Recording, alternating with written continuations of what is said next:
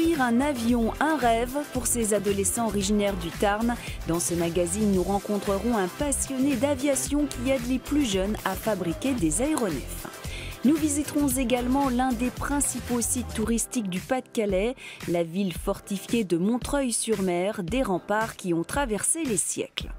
Mais avant, direction la Bretagne, où un passionné de coquillages a fait une drôle de découverte. Sur les côtes du Finistère Nord, il a trouvé un Arctica islandica, un mollusque bivalve vieux de 500 ans qui vit habituellement dans les eaux froides. Sur la côte des légendes, lors d'une pêche à pied durant les grandes marées de novembre, Alain Lecomte, amateur passionné du monde marin, réalise une véritable découverte. J'ai trouvé ça. Et ça, c'est un coquillage assez extraordinaire qui n'a rien à faire ici normalement, puisque son aire de distribution, c'est essentiellement les régions arctiques. Son nom, Arctica islandica. Le coquillage ne paye pas de mine, et pourtant... Il est moche, il n'est pas beau, c'est une grosse palourde. Il est tout simplement très vieux.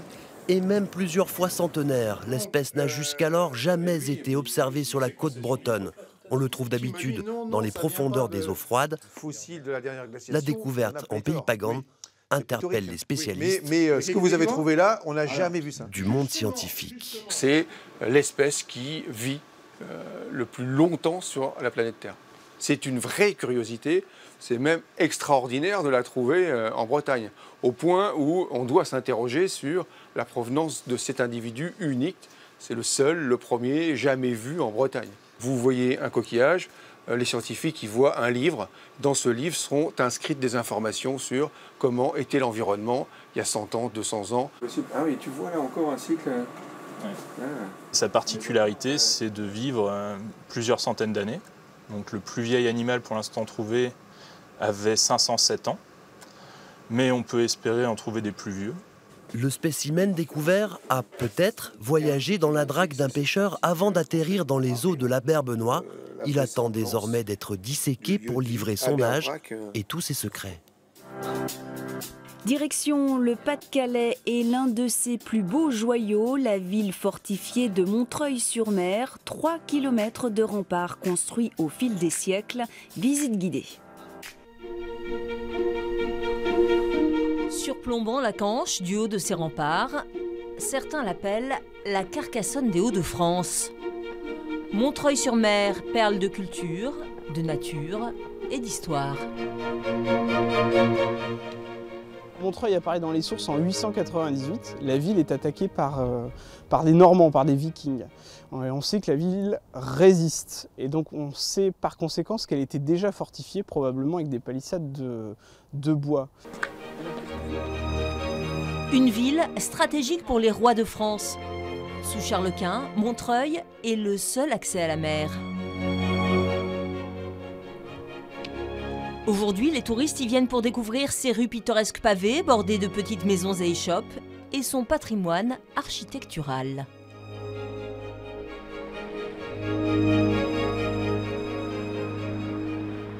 De vous, vous voyez des bâtiments essentiellement religieux. Notamment derrière moi, il y a ici l'abbatiale Saint-Solve, qui est une très grande église. Retour sur les fortifications, près de 3 km de promenade qui font voyager à travers des siècles d'histoire.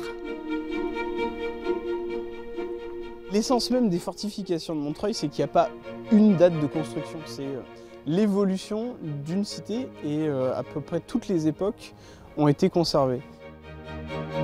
Montreuil-sur-Mer, un bijou d'art et d'histoire dans son écrin de rempart. Et pour terminer, à Albi, une association propose aux plus jeunes d'apprendre à construire des avions. Un premier aéronef a déjà vu le jour après 5 ans de travail. Il survole régulièrement le ciel albigeois.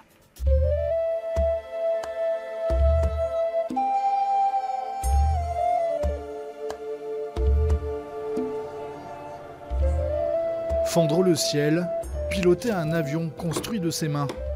Ce rêve, c'est celui d'Amine, Walid ou Alain. Vas-y, essaye un peu. Depuis la rentrée de septembre, tous les samedis, ils se retrouvent dans ce hangar de l'aérodrome d'Albi pour poncer, percer et donner forme à leur projet. Il est en train de préparer des lithos par rapport aux plans qui sont sur la table et ces lithos rentreront dans la construction de l'aile. Pour les guider, Alain Flamand, ce passionné d'aéronautique, a déjà construit son propre avion.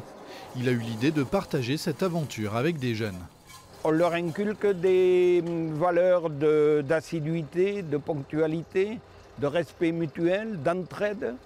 Je prends le DR400, Rémi, alors ou pas? Bon, d'accord. Ce n'est pas le premier aéronef à être construit par l'association. Je ferai un tour de ville. Eux aussi en ont passé des heures ici. Salut Alain, ça va? Et bonjour. Pièce après pièce, ils ont donné vie à cet avion. Leur avion.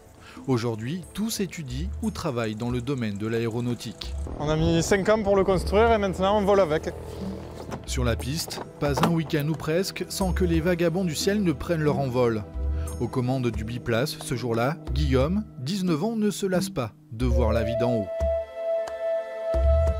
Quand on a fabriqué le longeron pour l'aile, quand on a monté les instruments, on repense à tous les moments qu'on a passés entre amis, puisque maintenant on se voit toujours tous très souvent. C'est vraiment une belle expérience.